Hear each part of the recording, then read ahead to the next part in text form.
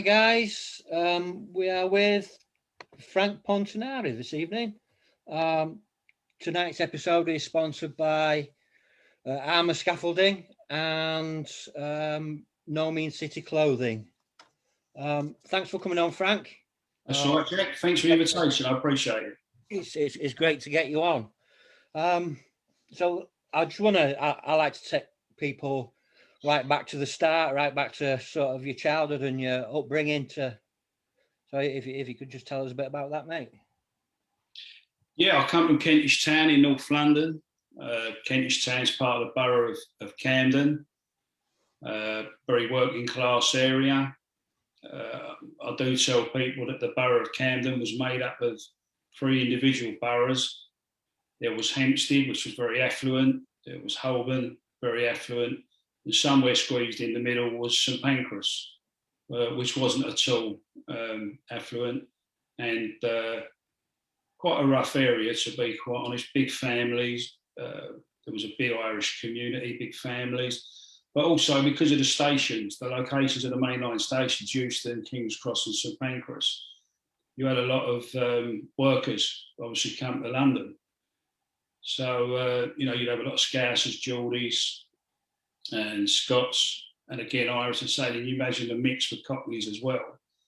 When I was growing up, the local pubs were very, very lively, to say the least, And again, because of particularly the Irish families, because they were such big families, there'd be quite a lot of brothers. So if you fell out with one, you was in trouble, But we all learned to live with each other eventually, But yeah, quite a tough upbringing, and not a lot of money about, obviously, and growing up, you had to find other ways of earning a few quid. So is that petty crime? No, not particularly. It was I suppose it was borderline. I would say kids being kids. We had we had a local market, so you could legitimately pull the stalls out. Out that way. We had a lot of redevelopment where we lived. So when people used to move out of the houses, we would go in and we'd get the old furniture and ornaments and so on and take it down the market. And there was a chap down there called Junkie John. And Junkie had a totally different meaning in them days, And he'd sell it on and we'd get a few quid for it. And then we learnt the value of lead and copper and brass, etc. And my old man used to take it down to the local scrap dealer down in near St Pancras station, and we'd have a little share out between us, There was a little bit of petty thieving. It was. It wasn't anything like breaking in people's houses or mugging people.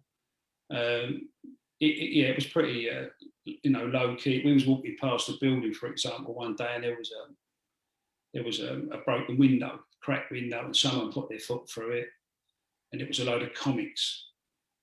And we just said, someone said we're taking down a local market and we'll sell them down there. And I went and got my mum's tin bath, loaded it up, took it down the market, turned it over into a stall, and then all of a sudden the big hand went on my shoulder. It was a local copper. And of course, no one had told me this. So when he asked who the comics were, I said I didn't know.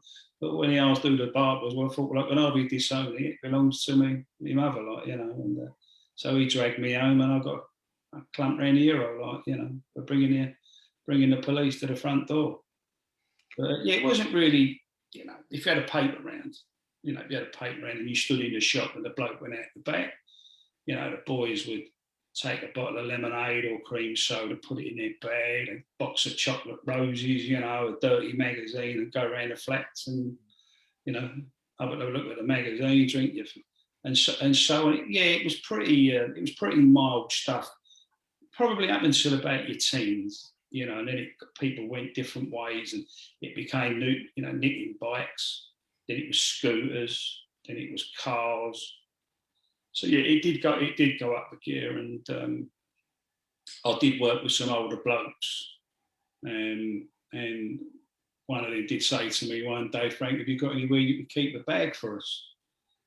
And it was actually a sack. It was an old, sack, and I said, yeah, of course, I've got an attic where I live.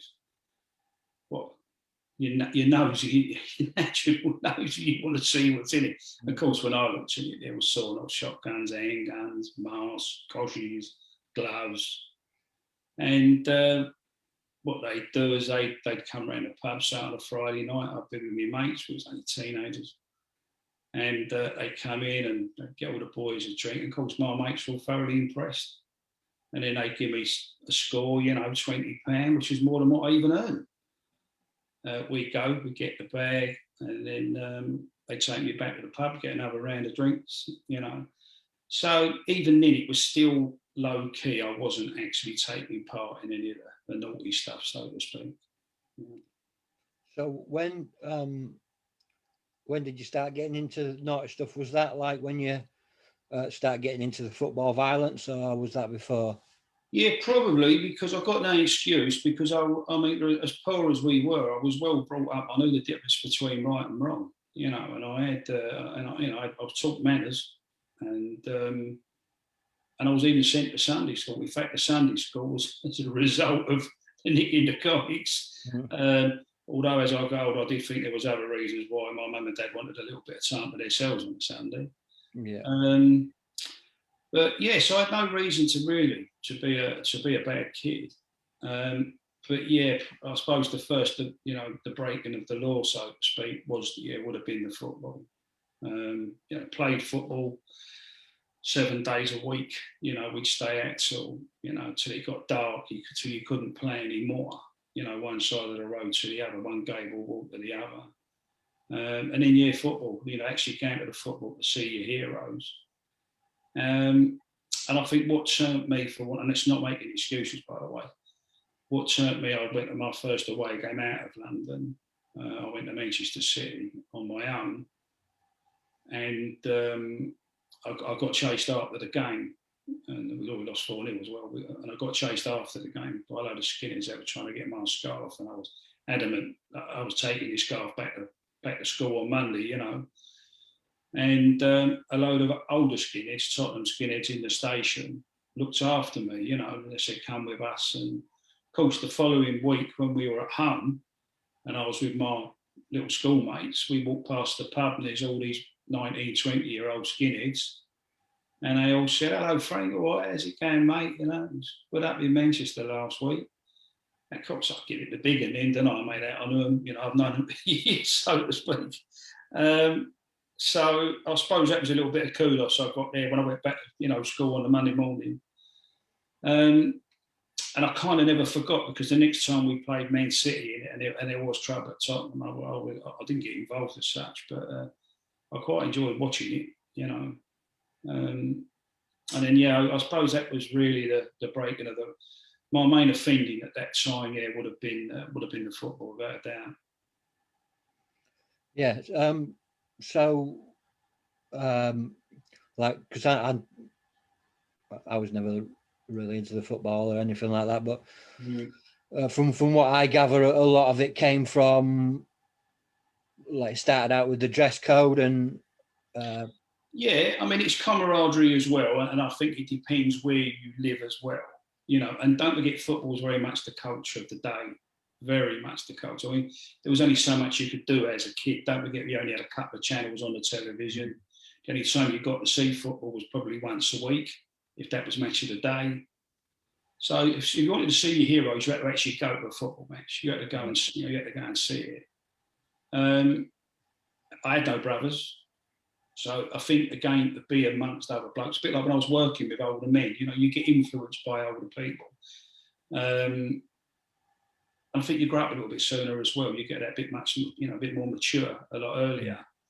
And I think when I went to football, I started to learn about there was the camaraderie between people, and you started to see the same people as well. Though you went with your local mates, if you went to an away game, people start to see you at away games. I mean, things used to get a little bit naughty, you come unstuck. It was who ran and who stood, and I wasn't a good fighter by any means, but I'd stand, and people start to recognise that. So when you go to the home game, people come up to you and say, hello, mate, all right, a bit rough up north last week, wasn't it, wherever you were, and So yeah, you got a little bit of respect. You got a little bit of respect, and I suppose over a course of time, I learned how to play on that, and got more involved. And clearly, if people know certain people are going, they'll go as well, because they know those people aren't going to back off. They're not going to run and leave you in trouble. So yeah, you do. I don't think you intend to actually have a reputation as such, but yeah, it does come about. There's no doubt about that. Yeah, I mean, all like most people, really. I mean, I only know of football violence, what I've read, and what people like you have spoken about, and what we've seen on films and on television and things. Well, I qualify it now. I've done an interview a little while ago, and I said that. I've already said earlier. I know the difference between right and wrong, and at the time when you're part of it and you're enjoying it, and people use the word, the buzz. There is definitely an adrenaline rush. When you're in that environment and there's hundreds of people, confronting each other. And I've said this before. Well, you're punching someone. One or two people can be punching you from behind, from the side. And to go up north on a Wednesday night, or the Midlands on a Wednesday night, and get home safely. Yeah, there's a sense of like, yeah, I was there. I went, and people say, oh, well, you went to Newcastle on a Wednesday night. And you got home safely. It's it's a bit of you get a certain amount of kudos for that. But I qualify it now by saying that if I met somebody now who'd stopped going to football, or stopped taking their son or their daughter for that matter to football, because of the likes of me, that wouldn't make me feel particularly good. I wouldn't feel particularly proud of that, to be honest. But as I say, at the time, it is all about you. It's about your mates. It just becomes your social life. It was a 7-day-a-week existence. If you went to a disco, a nightclub, certain pubs you went to, certain pubs you didn't go to, because it was 7 days a week. You never knew when you was going to bump into another group, rival fellas. And no sooner one game was over, you was plotting up, the next one. So yeah, it was a whole lifestyle. It was a complete, But I wasn't part of the casual scene. You see, I wasn't. That came after me, really.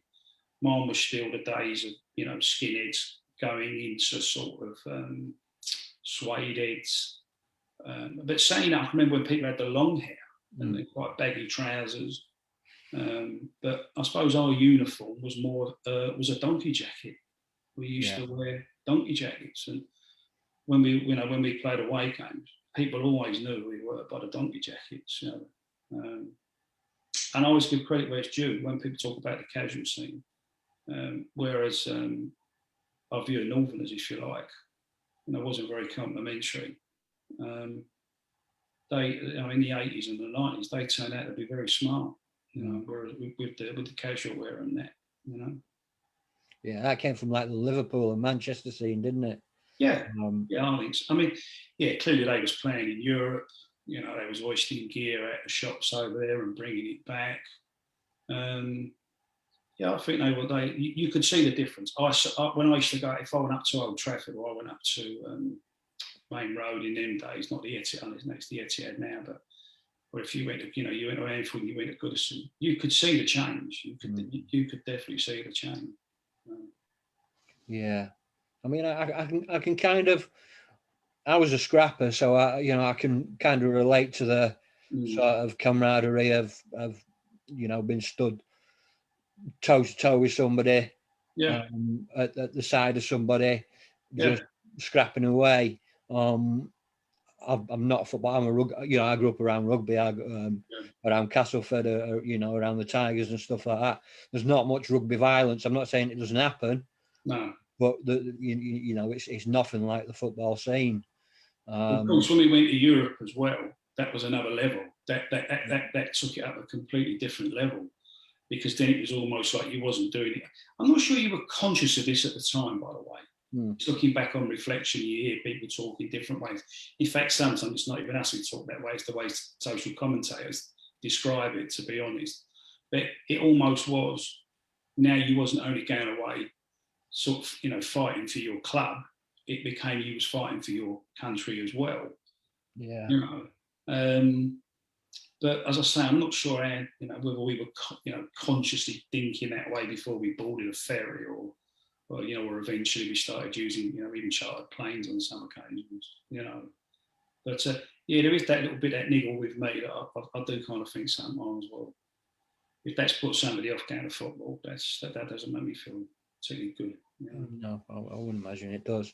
I think most people that have been sort of through that lifestyle now really sort of, they have regrets, but they would like we do, like to educate people not to get in that life, because it's not a good life, to be honest. I will qualify and say I thoroughly enjoyed it. I mean, I'm not going to be a hypocrite in that sense. I thoroughly enjoyed it, and as I say, because of that camaraderie, the places that I've been, the things that I've seen,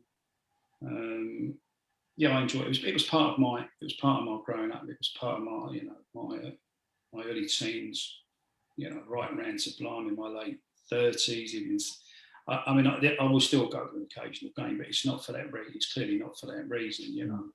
And I'll go to an occasional European game as well. But that's more for old time's sake. That's us old boys just saying, come on, let's have a Beano somewhere else, like for a change, you know. But I dare say, look, I dare say if it came on top and people attacked people, you wouldn't stand it. You wouldn't see your own get hurt, I wouldn't have thought. But I'd like to think anyway. No. But I wouldn't go looking for it, let's put it that way. I wouldn't go looking for it. And I wouldn't encourage others to either, for that matter. No. Thanks for being honest about that, really. So you go from hooligan to gunrunner, is that right?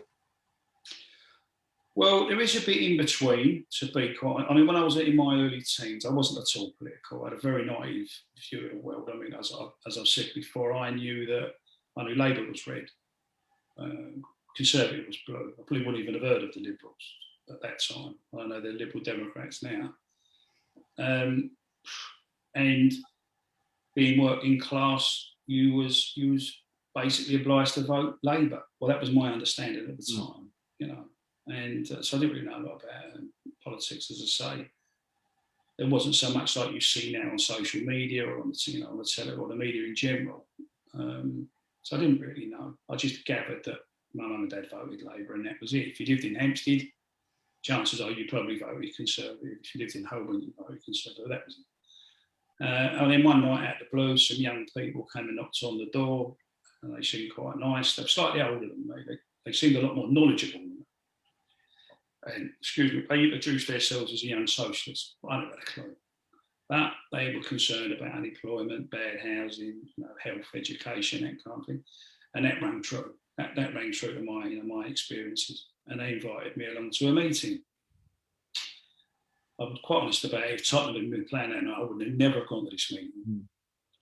But anyway, I went to the meeting and I suddenly discovered the middle class. I didn't even know they were. But the banners on the walls weren't saying socialist worker, I beg your pardon, young socialists. It was saying Workers' Revolutionary Party. Right. Well, clearly I had no knowledge of them. And they use a lot of language, you know, a lot of terminology. I just didn't have a clue what they were talking about. I mean, as I said before, it went well over this working class boy's head. You know, I thought, who are these people? I don't recognise these people at all. But the general message did ring true, most of it. I mean, there were bits that I didn't understand, for example. I didn't like that. They were very, very critical about the British Army, particularly the British Army in Ireland and Northern Ireland.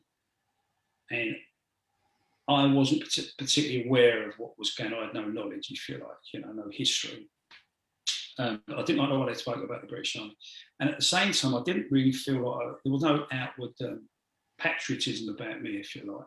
You know, there's been no display of that in the past, other than if I was watching England on the telly, maybe, you know, football. So I persisted, and I went to meetings, I went to rallies, I bought their newspapers. But eventually, my mates sort of said to me, look, Frank, it's the politics or the football. What's it going to be? And they certainly weren't interested in the politics. And I'd become a little bit disillusioned with it, to be honest, because, they would talk about the workers in a country or the students in a country. I was interested in the working class bloke down the road. That was my idea of socialism, if you like, local socialism, So I kind of walked away from that, concentrated on the football. And then by chance, one night, a fellow I knew used to work down the meat market in Smithfield. We were in the pub and down in Somers Town, and he gave me a leaflet, and it was a National Front leaflet. Well, I no more knew who the National Front were, as I did with the Young Socialist sort of Workers' Revolutionary Party. And as you do, I put the leaflet in the back pocket, thought no more about it, probably read it a couple of days later. But what he had done is he'd invited me to a meeting in a hotel down in King's Cross. And I went along with him. And of course, there was all these working class blokes, quite tough working class blokes. So I could identify with them. They were clearly the sort of people I used to go football with. But there were a few semi-professional people. There were people that owned their own businesses. I remember being a solicitor there. There were a few well-spoken people, but most of them I could identify with. And I think that's where I discovered, for want of a better way of putting it, that there was a patriotic side to me. I didn't really get the race thing so much, but I certainly got the Britain for best interest, Britain for the British, and our best interest. And I'll mention it at this point because this is only something that I discovered much later in life, because I had to live a life first to look back on it, to kind of evaluate it, and that is I have definitely got an addictive nature. Mm. So you can see the pattern forming already. So once I got started, I was full on. I went to meetings. I went to most of the marches, which were always, violent, demonstrations. I sold newspapers, and it was only a matter of time. And I became the organiser for my local area, Camden. And then you learn more about politics, and then you become more dogmatic in your views, don't you? So then I did start to learn a lot more about Northern Ireland or Irish history in general. And that's where I kind of learned the business of that one group of people in Ireland wanted a united Ireland and another group wanted to remain British. Well, clearly, I was going to take sides. With the people that wanted to remain British. So it wasn't any, there were no religious connotations or anything like that. It was purely from a nationalistic, point of view.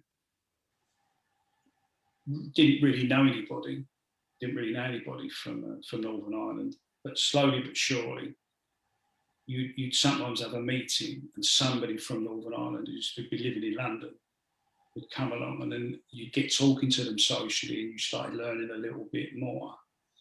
And then what happened was you start having parades. You'd have marches in London that were troops out, or Irish Freedom Movement would have the anti-internment parade. And not that long before, there'd been a bombing. There'd be a bomb in London. And you'd think, hold on, what a fucking liberty. You're letting bombs up now. You're going to want to walk up our streets. And I think what didn't help was the fact that there were a lot of left-wing people as well that were on those parades. In fact, in some cases, they were the majority. And then you'd have Republican bands, mainly from Scotland, and they'd be playing pro-IRA tunes. So we weren't so happy about that. So they would become violent situations. Basically, we'd be on the pavement, they'd be in the road, and we'd start attacking these parades. And the police would get to know us eventually, like they got to know us at football. And then I got to know more and more people from Northern Ireland, and you take sides because suddenly someone's brother's imprisoned, someone's cousin shot.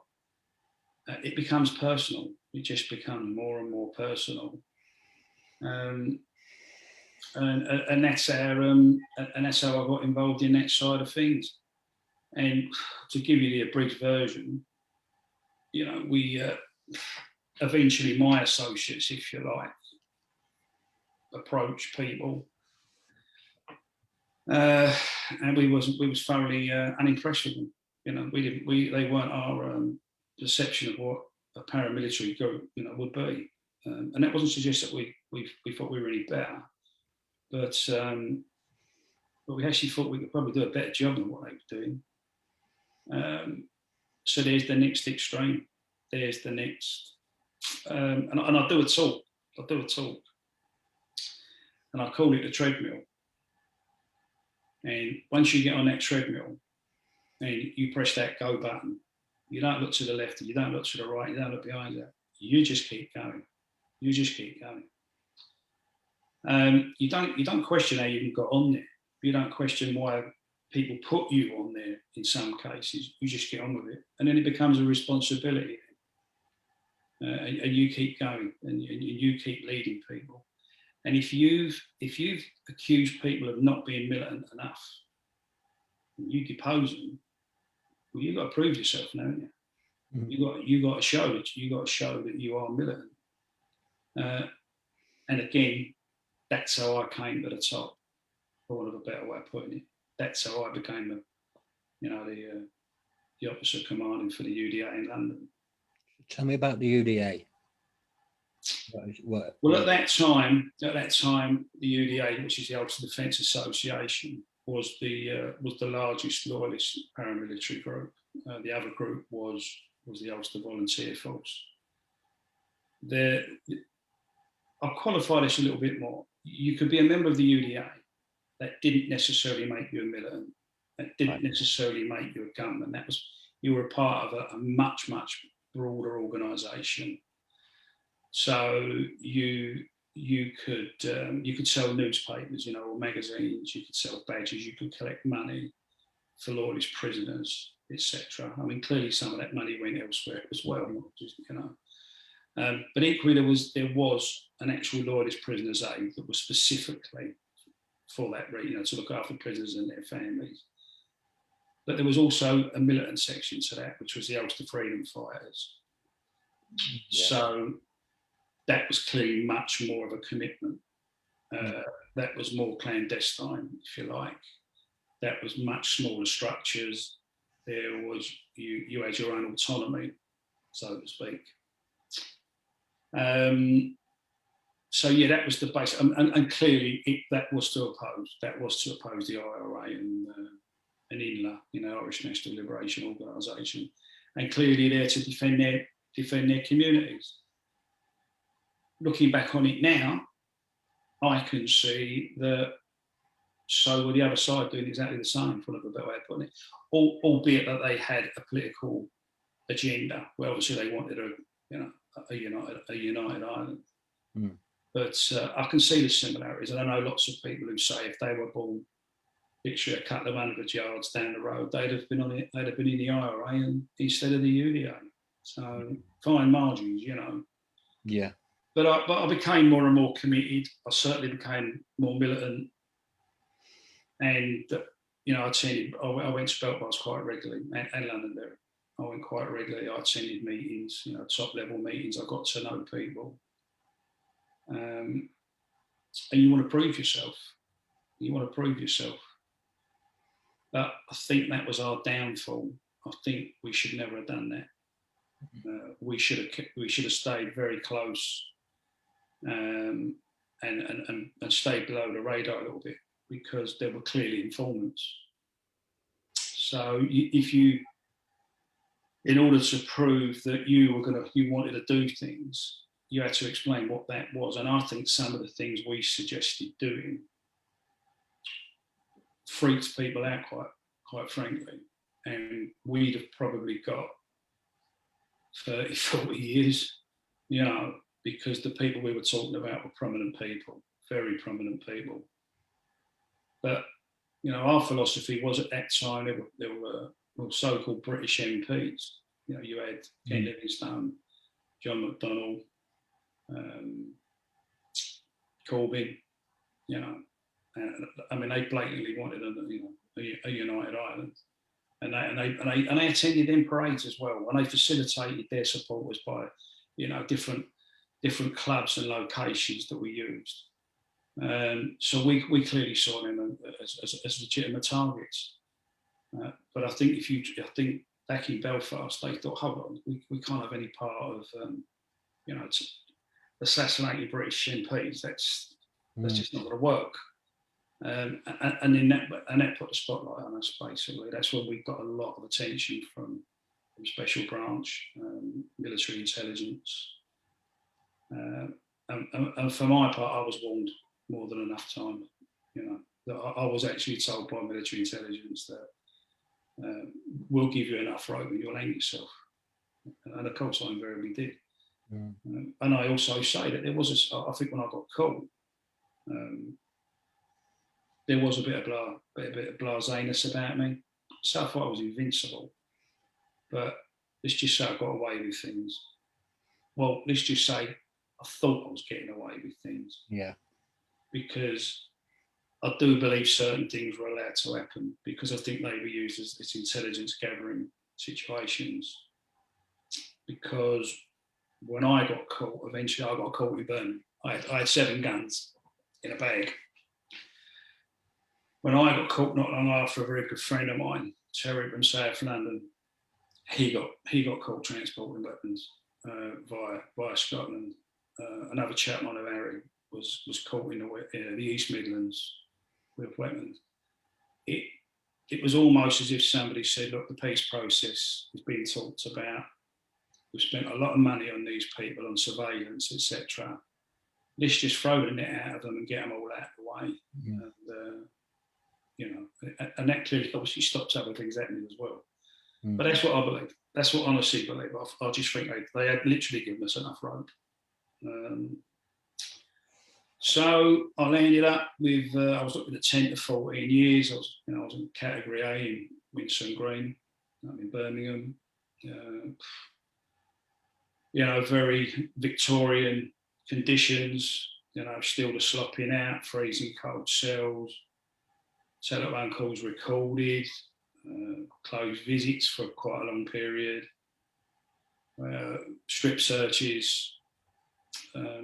But listen, you part and parcel. You break the law, you get on with no whinging about it. But it wasn't good. They treated you like a dog, quite frankly. I mean, one of the first things that was said to me was, "Welcome to Winson Green, the last bastion of the POA." The Prison Officers Association, and I was very proud of that as well. But there was a few squaddies there, in all fairness, and they were quite sympathetic. Not that you got any treats. I mean, there was nothing to gain by that. They was just that little bit more, a little bit politer. And I'll say this: the first person I met on the Category A yard, walking around on his own, was Charlie Bronson. And he basically made me welcome. He said, he'd heard about our case on the radio. And he was very well, and I'm still in touch with him. I write to Charlie now, Lovely fella. And hopefully, I know he's close. He's close to parole. I know he's won the first stage of it, and hopefully and get some normality, into his life, and I wish him well. Yeah, he's a lovely fella. He did one of the forwards for the Paul Massey book that I was involved in. Absolutely lovely fella, and his team as well. He's got a good team behind him. Yeah, and as I say, I just hope that he gets his opportunity, because he's a very talented man. As an artist, and his poetry. And I think it's ironic as well, because another thing I'll say to young people now is, while you're doing certain things, you lose your own identity. You definitely lose your identity. You lose your own creativity, because what you're doing is for the collective. Mm-hmm. You're doing it for everybody else. You don't want to let them down. And you say, I think, that identity thing, definitely, you do. You forget who you are. You don't have time to even, to work out who you are. It's only when you look back in hindsight that you realised the things you were capable of doing and you didn't. You know, and if I'm honest, I'm trying to make up for that now, you know, to some degree. But again, as I say with the football, I take responsibility for that. You know, I was 100% involved. I knew what I was doing. You know, I chose to be involved. Yeah. Certainly knew I was breaking the law. In fact, the screws used to say to me sometimes, you know, you seem very easy going. You know, you're no trouble to us generally. And I said, well, listen, I'm sort of philosophical about it. You know, I broke the law. I'm in prison. You're doing your job. As long as you do your job and don't abuse it, well, why would I be any bother to you? You know, and there were very few incidents where I think I had to stand up and, you know, have a go at a screw, if you like, because most of them in the main were pretty good. But yeah, I'm quite philosophical about it. You're going to break the law, don't moan about it, don't whinge about it. No. So you use words like paramilitary and militant. There's a fine line between that and terrorist. Yeah, I'm comfortable. I'm comfortable if someone says that to me. I accept that. I accept that. And in recent times, someone said to me, "Oh, I'm not sure they were being polite, making excuses for me or what, but they said to me, oh, to some degree, you were radicalised, Frank." And I laughed. And I said, no, I wasn't radicalised. I was the one doing the radicalising. Not consciously, maybe. But, you know, a lot of my friends and a lot of my associates have stayed loyal to me, you know, 30 years, some of them. So I often wonder, did they stay loyal to the cause or did they stay loyal to me? And I think a lot of them stayed loyal to me. Mm-hmm. So in a roundabout way, I have radicalised them. As I say, just not consciously. You know. I suppose you could argue that those that radicalise are the ones that were once radicalised, and it's sort of a vicious. Yeah. I guess. It is a vicious circle. Yeah, I've seen it. Listen, if you're born into a fundamental family, whether that be politically or whether it be religiously, there's clearly a pressure on you, isn't there? You know, to please. You know, you want to please your parents, your siblings, your wider family, and your wider community. So yeah, I do. You know, I get that. You're probably not conscious of, you know, when other people describe you as an extremist or a terrorist, you don't see yourself as that. You feel you're defending people. You feel you're doing good for people. So why you feel you're doing good for people? Why would you think you're a bad person? It's only on reflection that you see how many other victims there are. On my first open visit, I said to my wife, "I'm glad I got caught," and she's shocked. She said, "How could you possibly want to, you know, get caught?" And I said to her, "Where did you think this was leading to? Where did you think this was going to end? You can't be in charge and you can't have guns wrapped around you and not use them." And of course, she asked the awkward question, "Are you telling me you'd have shot somebody?" And to this day, I don't think I answered it. I think I kind of pulled a face. I kind of as if to say, well, yeah, you know. And that's not saying she wants to lose it particularly, you know, her husband and the father of her children. But it had to be said. And I think that opened my eyes then, because it made me then stop and think, oh, what would you have done? How far, what extremes would you have gone to? And that's why my book, Left, Right, Loyalist, is called Left, Right, Loyalist, from one extreme to another, because I've literally gone from one extreme to another. And there was a time when we were offered hand grenades, quite a substantial amount of hand grenades. And we asked to test one, because you know you use them once, can't you? You know. And we had a quarry where we could try this. And the person wasn't all that keen to let us do it. And there was a lot of money involved. We couldn't work this out. And eventually someone realised they were being followed. And all of a sudden this fellow wanted to do a deal. And we thought, hold on, why is he so keen? And funny enough, years later, when I was on another occasion when I was questioned by military intelligence, they brought the subject of grenades up. So we were clearly being set up. Yeah. We were clearly being set up. But I've said, and I have to qualify this after I say this. Yeah. I said, could you imagine what sort of damage, what sort of carnage we'd have caused if we'd have had those grenades? Now, what I did say, and I should never have said this, because all of a sudden, while I was talking to the person questioning, the old militant came out in me. You know, I likened it almost like the someone who's trying to come off the drugs and suddenly get off the drugs back. I suddenly felt this. And I said at the time, I'd have had no qualms about going into an Irish club, and I mean specific ones that I believed they'd collected money for the IRA or they'd had meetings in there. I'd have had no qualms of going in front of them. Right now, within a week, that was in the newspaper in Belfast. Yeah, I read that. I wanted to ask you about it. Right now, the next time I was interviewed on a podcast, I made it perfectly clear that I meant an empty building, not where some young girls were doing Irish dancing or a load of old dears were having a game of bingo. You know, I meant the building. I meant the structure. In other words, you're not going to be able to use it. But I didn't explain it very well. But that said, you know, the intent was still there to cause damage. But so it's probably just as well that we didn't get those. And whereas I don't think people need to understand that when it was at its height, the Troubles, it got very, very nasty. And I'm afraid the targets got less discerning.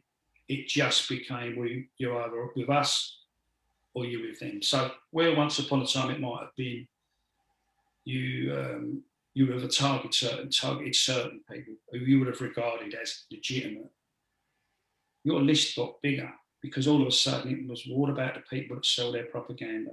What about the people that collect money for their weapons or for their prisoners? You become less discerning. More and more people become targets. But you don't think of that at the time because you're on that treadmill, aren't you? You're on that treadmill. So you just keep going and going and going. So I say, it's probably just as well I got caught. The only godsend is that apart from the fellow who I got caught with on the day, there was a third party who was arrested, but he was released within 6 weeks because they couldn't prove that he knew what was in the bag. But of course, people got their houses raided and so on. But fortunately, nobody else had to actually do any time. And that could have been some substantial time. We were looking at 10 to 14 years.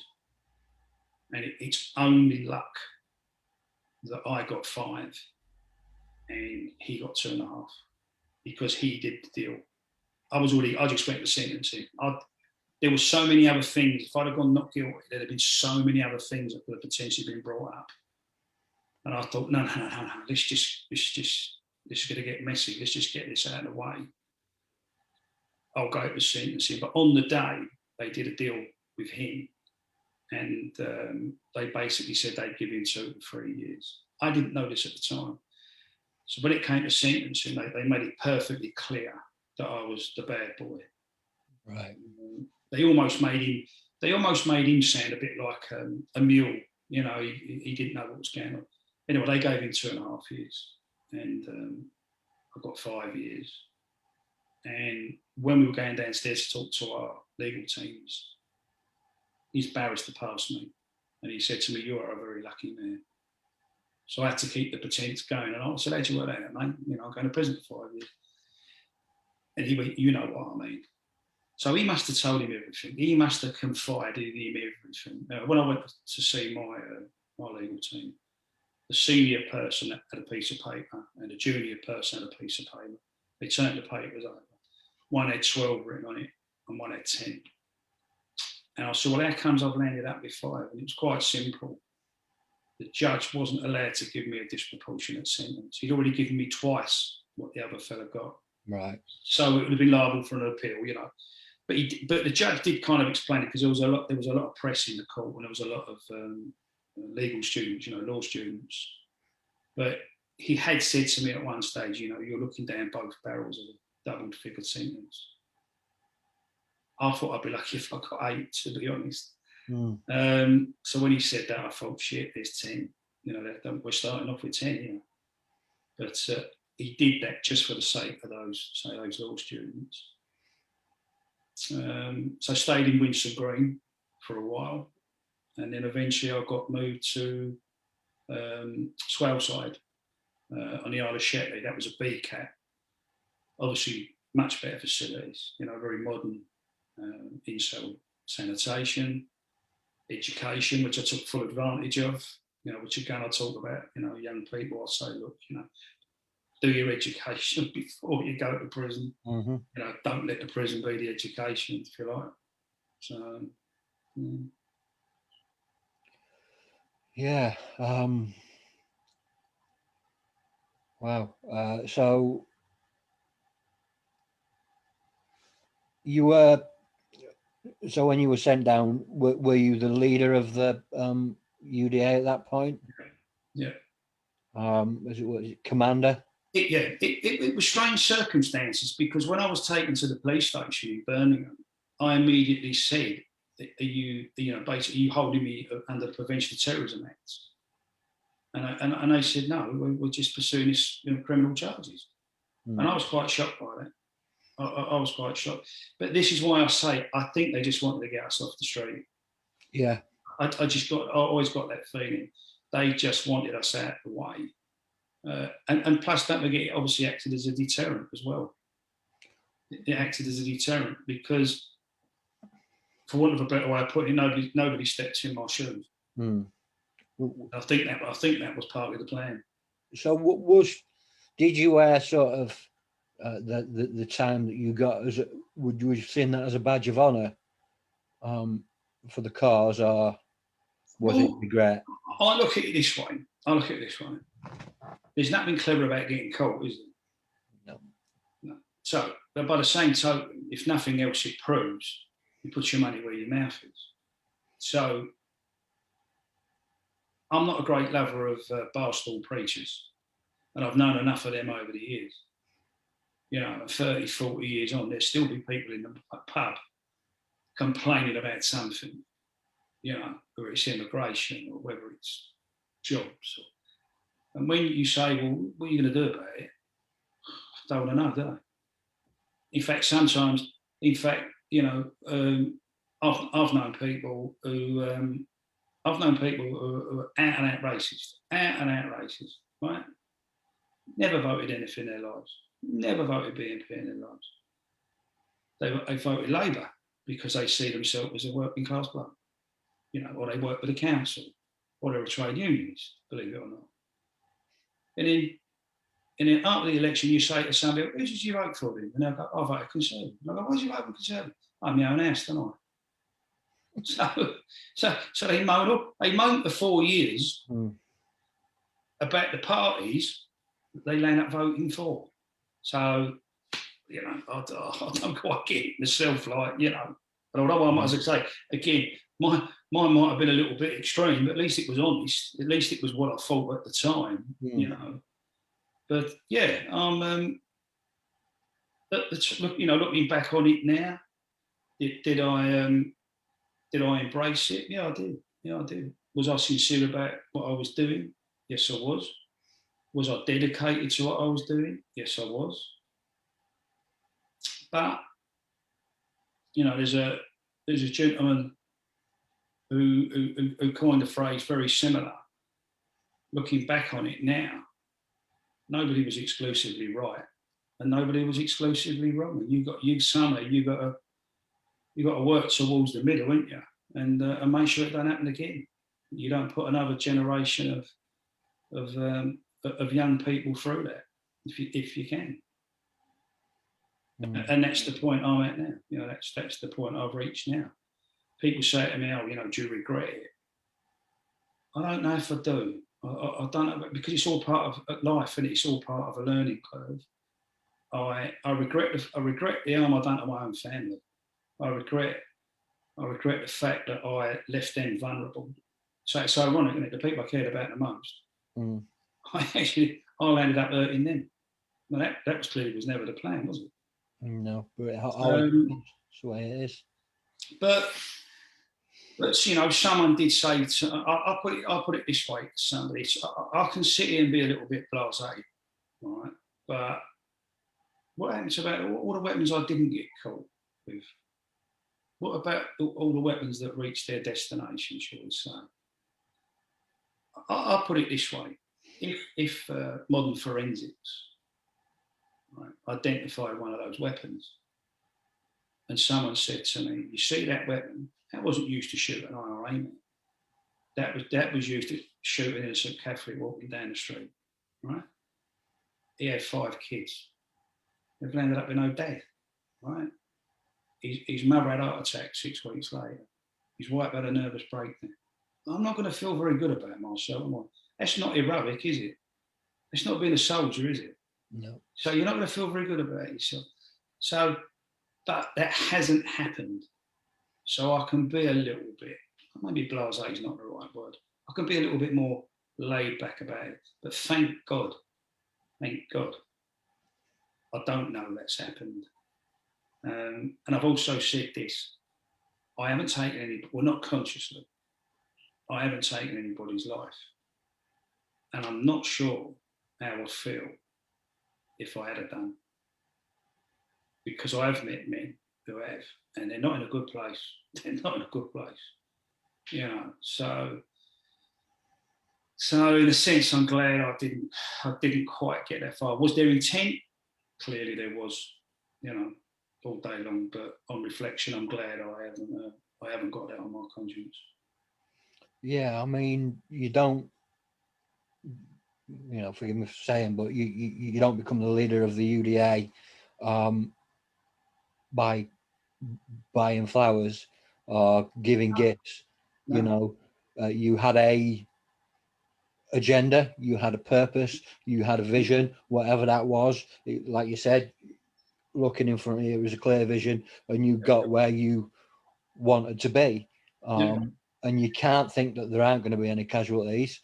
No. You know, it's obvious that there are going to be.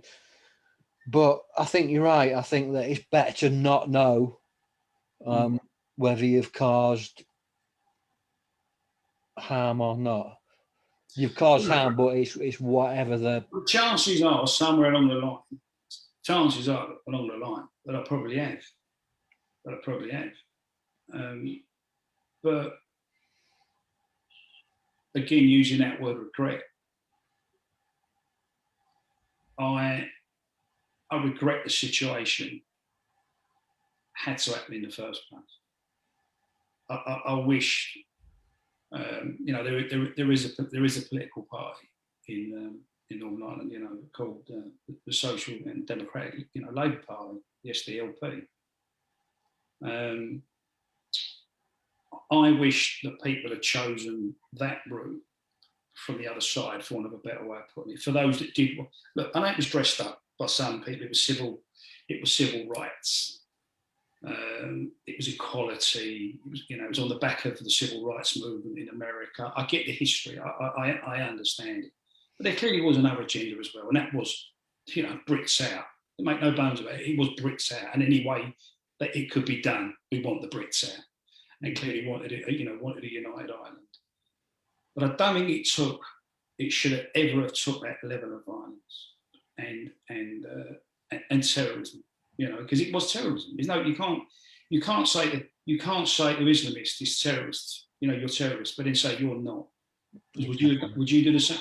Now there are some things I clearly would never have done, you know, I would never have done, but still enough to have crossed the line, still enough to have been, you know, illegal, and look, and to some degree immoral, you know, but you can't go around apologising all the time. All you can try, I think, all you can do is try and make sure it doesn't repeat itself, and try and say to the young people today, listen, you've got more in common than you have your differences. Yeah. and try and work towards that. You know, by all means, have your own culture. You know, your own language in some senses. You know, if you study Gaelic, fine. Someone wants to learn Gaelic, good luck to you. Good luck to you. Equally, if somebody doesn't, they don't. Someone wants to, you know, do hurling or, you know, join the GAA, the Gaelic Athletic Association. That's up to you. Somebody else doesn't want it. But let's just all, you know, say, look, let's not kill each other over it. That's the thing. Let's have political representation. Let people argue their point. Don't be shooting each other. Don't be blowing things up. And you know,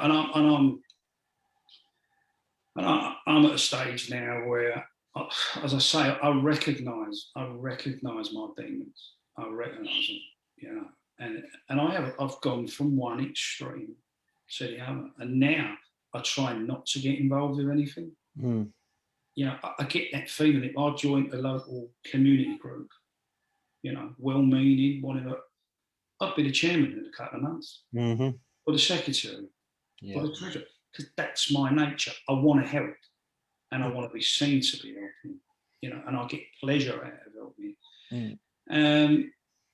And even throughout that period, I was convinced I was helping people, you know, albeit in a, you know, twisted kind of way, but it was still helping people. So when I came out of prison, I think most people assumed that was my lot, but it wasn't. It wasn't, and it was the start of the peace process. I was still going to Northern Ireland. I didn't see peace. I still saw interface areas being terrorised. So I found it very difficult to accept on the news that, you know, that there was peace, because in my eyes there wasn't. And I didn't particularly. I agreed with peace, but I didn't particularly agree with the peace process, if I'm honest, because I thought it was slanted too much one way and not the other. But eventually, I will stress this, eventually, a lot of the areas that I went to, I saw things and thought, well, you can't continue to go around and keep shooting people. You can't keep blowing things up. You've got to find another way of empowering these people.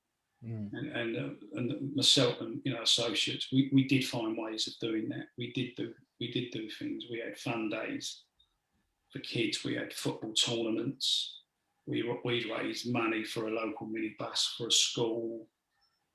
We just became like community workers, to be quite honest. But there was still that niggle at the back of me.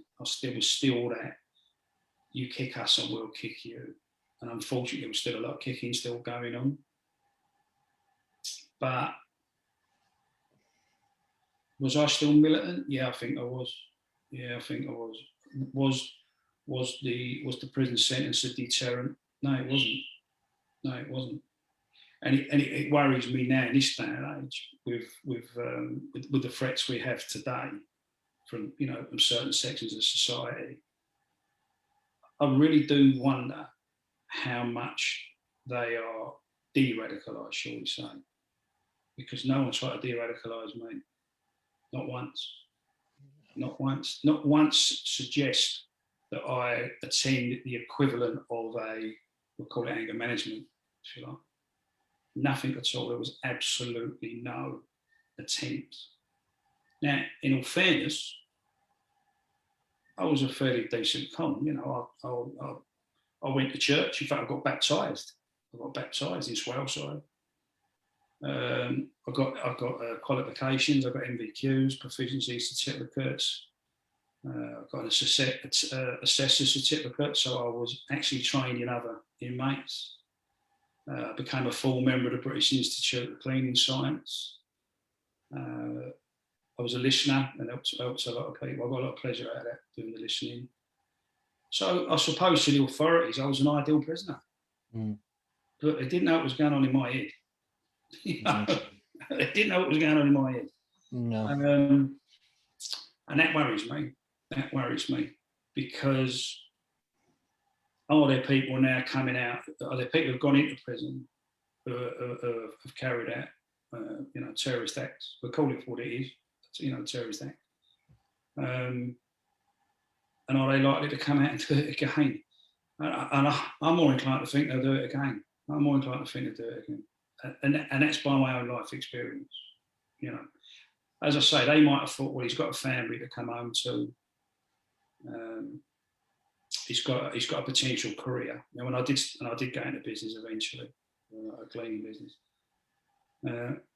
Maybe they thought the safeguards were in place, and probably to a certain degree they were, but they certainly hadn't changed at that time. What was going on in my head? No. That was a gradual process. That's a learning curve I had to take. No one was going to force that on me. That's for sure. Can you actually de-radicalise someone though?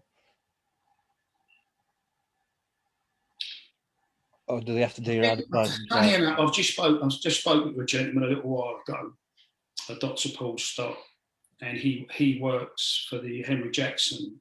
He's a fellow at the Henry Jackson Society, and his speciality is terrorism, radicalisation, extremism, etc. And we had a very good talk. In fact, he's taken a lot of notes, and he's going to give you a copy eventually. And we had that discussion about the radicalisation or de-radicalisation of people. I think that's very difficult unless you can give them an alternative, unless you can say to them things are going to improve. Whatever it is, whatever inequalities, if you like, are going to be improved. But if they're not convinced, why would they? Well, and I think there's a difference. I think there is a difference as well. If it's an ideology that basically tells you, that there's a group of virgins waiting for you, in heaven or wherever. I mean, that's pretty powerful stuff, isn't it? That's pretty toxic stuff. So, and if you've had that since childhood, or if you've been an insecure, not very confident person, and a group of people instill this into you, and it starts giving you confidence and camaraderie again, a sense of belonging, you're going to be more susceptible, aren't you? You're going to be more susceptible. You're going to identify with it far more. You're going to feel like it's your protective shield almost. I think it's very difficult. I think it's very, very difficult. I suggested to this chap, I think that at a young age in schools, I'm not talking necessarily infant primary age, but I think certainly when you go to secondary school, I think there should be more forums. I think there should be more facilities for young people to sit down and have, adult, intelligent discussions, not brainwashed, not brainwashed by the teacher who's got their own political view, and that's been going on for years, in my opinion. I think they should have the freedom to sit and talk and discuss and sort out their differences, and take that on even from when that they leave school, that there be facilities there. And I think that would give people an opportunity to air their differences and not go to extremes. And I know all about that. You don't necessarily think you're extreme. You think you're right. You're right. The other fella's wrong. That's it. End of story. Ironically, now I come across more people who I don't agree with politically. Yet I've learned to listen. I've learned not to lose my temper, not to get angry with them, and discuss things and debate with them. And sometimes I learn things from them. And hopefully they learn things from me. But going back to the 70s, there wasn't much room for that. It was either left or right. It was left or right. That was it. In my case, it wasn't even left and right. It was left and probably far right. Or what was perceived to be far right. I mean, now you can be just right of centre and be called far right, or even extreme right. The rules of engagement have changed. But back then there wasn't much room for it, and what I was involved with was violent, very violent. Meetings attacked and fighting on demonstrations and paper sales, and it was always violent. And I've said this, I've been quite open about it. I can see some kind of sociologist, turning around and saying, oh, well, clearly the football wasn't violent enough for Frank. He became a street activist, so he could have more violence. Oh, that wasn't violent enough for Frank. He decided to become a paramilitary. Well, I get it, and it'd probably be very good in a classroom situation or a lecture, but I'd see it now, it's a load of old bollocks. I see where the dots join up, but it's a load of old bollocks. Because I've always been in control of me. And that's why I say I take full responsibility. I've had people say, oh, you didn't have your own father, you was in a home for a while. It's great in front of a judge. If you want to stand there and go, oh, well, society's, has been unfair on me, and I didn't have this, and I always went to school with holes in my shoes. Yeah, that's not me. Sorry, that's not me. No, that's not me. It's the poor me syndrome, isn't it, really?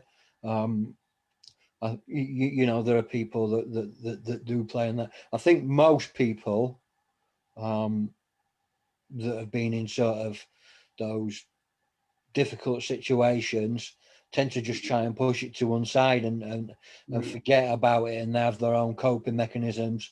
But there are ones that do play on it. I use my past to sort of educate. I didn't have a bad upbringing at all. I'm adopted. I grew up in a mining town in Yorkshire. Very loving family, very hard-working dad. I grew up around the trade unions. I was blessed in my later teens to meet people like Arthur Scargill and but my parents were good people, but I just I think my biggest one bit is education, you see, because clearly I left school before I was 15. 1972 was the last year you could legally leave at 15. Well, I'd left by 14, basically. And bless her, my old mum went up to school one night, sat in front of a teacher. He asked who she was. She says, I'm Frankie Portinari's mum. He said, I've never heard of him, never seen him. Of course, she went to the next teacher, and they hadn't seen me either. They didn't know who I was. I'd left school. I was working in the butchers. I was working for Dewhurst Butchers down Camden High Street. And I said, Mum, where do you think you're getting these chicken from? These chops? And I left because I could see the strain on she had 3 jobs, cleaning jobs, and doing what they called homework in the evening, sticking things together with toxic glue that, was no good for her lungs and so on. And, the old man used to play about, stripping down cars for people to, change the gearbox for them or whatever. He hadn't been educated. And he was my stepdad, he'd done his best though. So I probably respect him more now. But he had mental health problems. He just scared the life out of me. But I wish I'd stayed on school. I wish I'd. I knew I was bright. That's the annoying thing. I loved English, and that's been reflected later in life. I wrote a book. I like poetry. I've written lyrics for a CD. And as I say, I'm having to write scripts to do speaking. But I love it. But I absolutely love it, because to me, this is going back to when I was 14, 15. And this is why I say to people, do not lose your identity. Because when you lose your identity, you lose all your creativity as well. Of course you do, and it's hard to claw back. So the sooner you can hit that stop button on that treadmill, better. The better. At least get off, have a look about, evaluate the situation. If you can find good calls to get back on, well then fine, that's fair enough. But personally, I'm not getting back on the treadmill. No. I find that about me. I've gone not as extreme as you, but I've gone from one extreme to another in my life. And I like I said, I was a scrapper. I liked fighting. I liked debt collecting a little too much. You know, when I went to school, there was no such thing as dyslexia.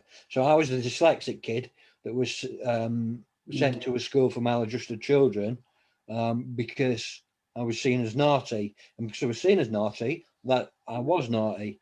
And the school rewarded bad behaviour with good things like climbing, caving, canoeing, riding a 50cc moped. So the only thing I left school, the only qualification I left school with was changing a fuse in a plug and riding a 50cc moped. But the rest, you know, I could probably have taught abseiling, climbing, caving, because you know we did that. I always had a head for words. Always loved poetry. Yeah, that's my But you know, my first book was a poetry book. My next book's a poetry book. So you know, I've always loved poetry, but I wasn't able to get it down on paper. And because of that, which is why now I've sort of gone for this career path, you know, in education, because I think it's really important.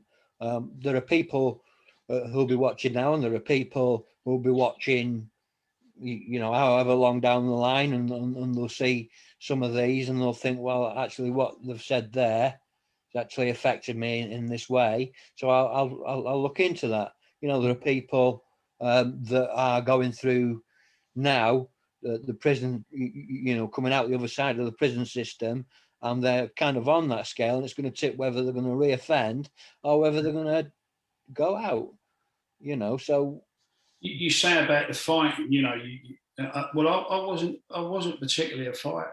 I wasn't particularly, but I soon learned. I soon learned, and because I had no love for bullies, I clearly didn't like being bullied either. I was bullied awfully. So it took a situation where I wasn't even being bullied as such, but I was humiliated, and I fought back. And when I came into school the next day, I suddenly had all these new friends. I was suddenly invited to parties. I was suddenly invited to the local youth clubs, you know. So I learnt the power of it. I learnt it, but I'd like to think I didn't abuse it. I used it when it was necessary. And at a young age, that's particularly where the football's concerned, I think it was stubbornness. It was more stubbornness. So I wasn't going to run away. I wasn't going to back off. You know, I wasn't going to turn the other cheek. And sometimes I come unstuck. I come really unstuck. But they can never accuse me of being a coward. And then eventually you do learn to defend yourself. In some cases, you learn to fight dirty as well. Because you have to, because you know the other person's going to fight dirty. Oh, yeah. But no, it's not something like it's not. And for a man who lives amongst a lot of violence, it probably sounds very hypocritical to some people, but a lot of what I've done throughout life has been contradictory, quite frankly. The bloke that don't particularly like violence, and yet I've experienced so much of it, and I've been quite. You know, I've been quite brutal when I've needed to. I mean, you know, when I was in my last nick, which would have been Downview in Surrey, which is really where they test you, because they put you amongst. When you're amongst the irony is when you're amongst lifers and people doing long sentences, there is a little bit of a code, isn't there? I mean, it can be violent at times, but there is a little bit of live and let live. We've got enough problems as it is about fighting each other, and you know. But when you go to a lower nick, the lower category, fuck me, you get all the rough and ready, don't you? So they're clearly testing you to see if you're ready to go out on the street. And I'd only been there a matter of days, and a fella come up to me and he made it perfectly clear that he didn't like my views. He didn't like what I was in for. And he was really aggressive. And I picked up a galvanised bucket, you know, the mop buckets, and I just smashed him around the head with it. So I hadn't lost that aggression. I hadn't lost that. But I think it was still the fact he was criticising what I was in for. He didn't like my views. I thought, well, fuck you. And again, I came out on a Wednesday. And I won't go into this so much, but I was stopped when I came out. I was warned before I came out, special branch wanted to speak to me. And I said, fuck them, you know, they've had 2.5 years to come and speak to me. I don't want to speak to them. And I was advised, let them speak to you because they could gate arrest you with further charges. And that had been my fear all through my sentence. Well, what else have they been looking into? Is there going to be further charges, you know, conspiracy and so on? And they'd also come to my house afterwards and made various offers, which I clearly declined. But I came out on a Wednesday and I went for a drink with my wife and my in-laws on the Sunday. We came out the pub, we passed another pub. My wife went into a shop on the corner, and then from across the road, I could hear someone singing an IRA song in the pub. And I ran across the road, kicked the door open, and said, I'll fucking give you when our day comes. And there were people in the pub that knew me, just stood there like fucking horrified. But I was disgusted that these are English people, stand in the fucking pub listening to this being sung. So all of a sudden, a fella like gestured towards me because the door's wide open now. And here's my wife standing on the other side of the road doing, you know, shaking her head as if to say, fuck me, you ain't been home a week yet. And, you know, you're up your old tricks. And clearly I eat a lot of humble pie. And she was right, 100% right. 100% right. So I knew the fire was still in the belly, for want of a better way of putting it.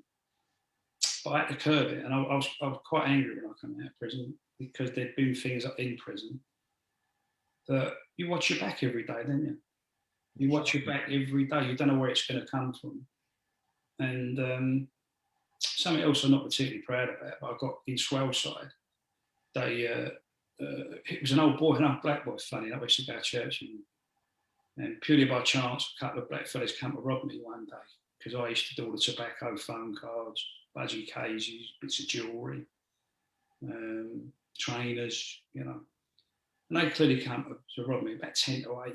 Well, I'd gone to the urn. I had the jug of hot water, you know, and it was just an instinctual thing. I thought, well, they're going to be told up, you know.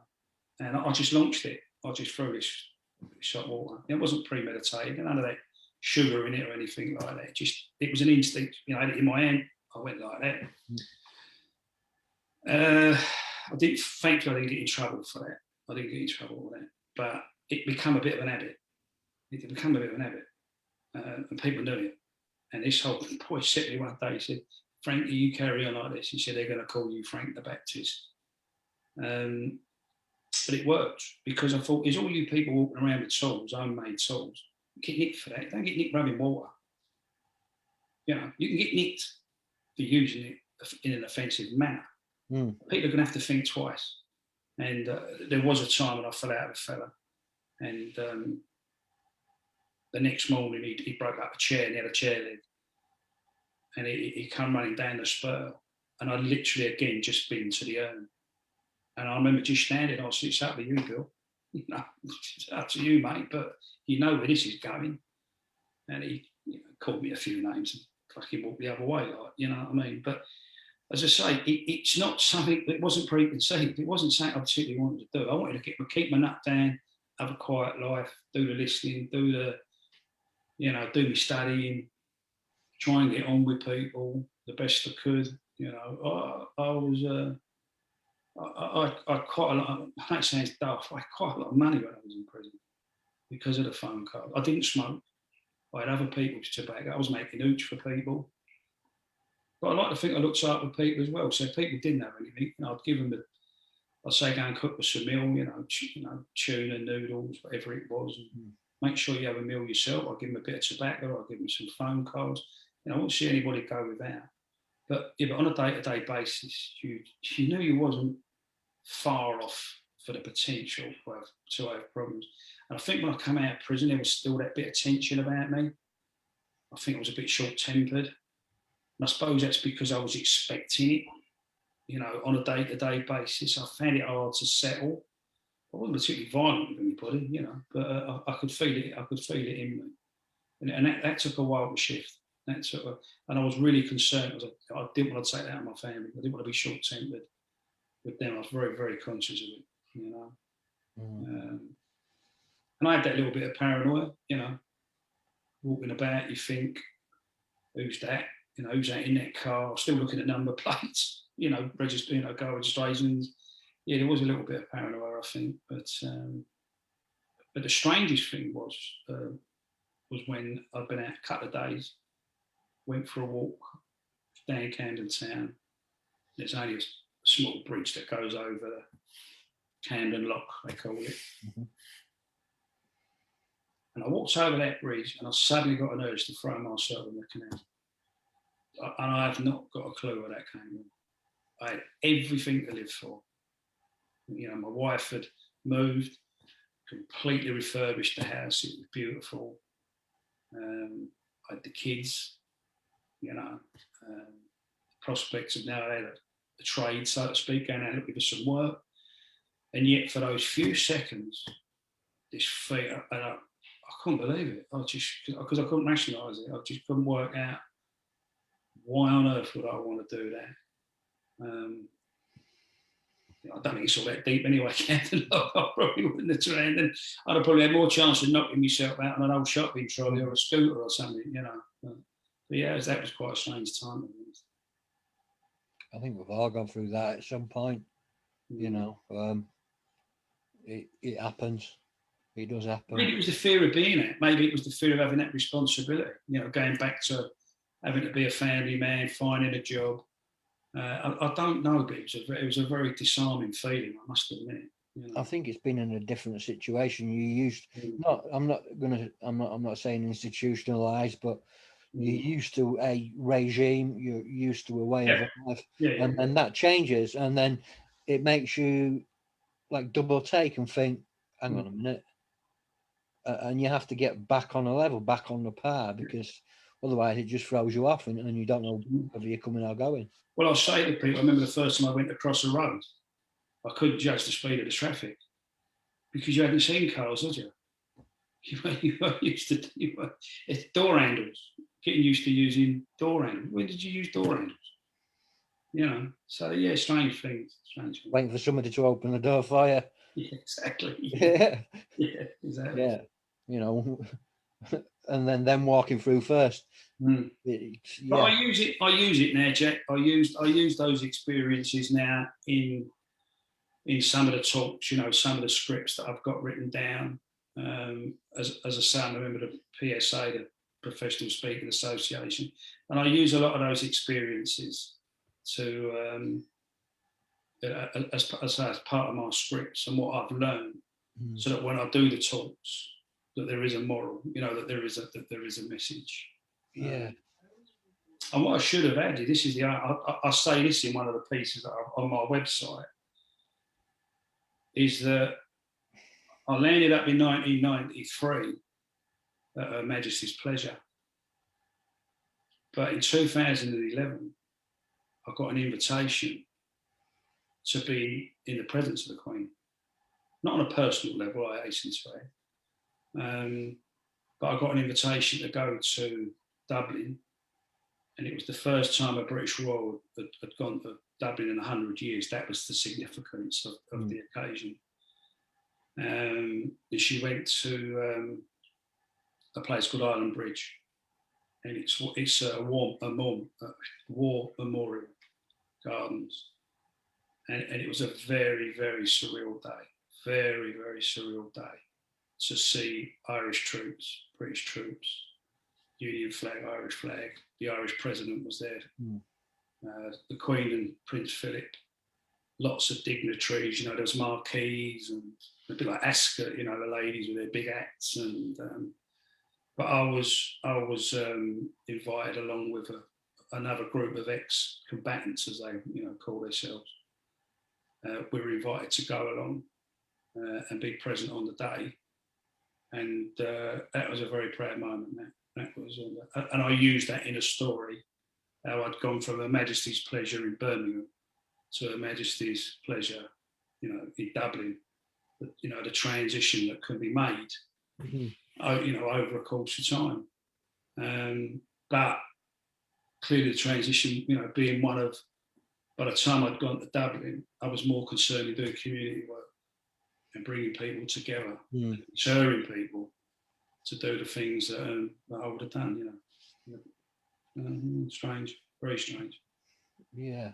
I mean, that's, that's, it is kind of a sort of, it's kind of an oxymoron. It's total going from like one thing.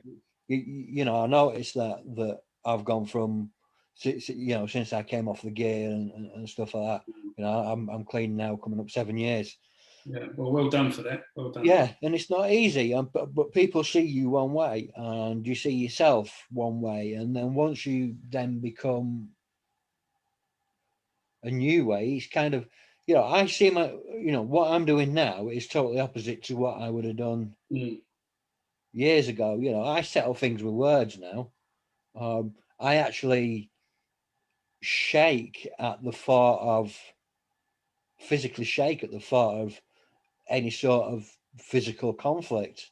I suppose I lost my edge, but that's not necessarily a bad thing. Well, I describe it in more recent times now, as I say to people, in order to put a new suit on, you've got to take the old one off. If you've been in a comfortable in that suit for 30 odd years, it's going to be difficult to take off. So over the last few years, for want of a better way of putting it, I've taken the jacket off and I've put it in the wardrobe. But I know I've still got the trousers on.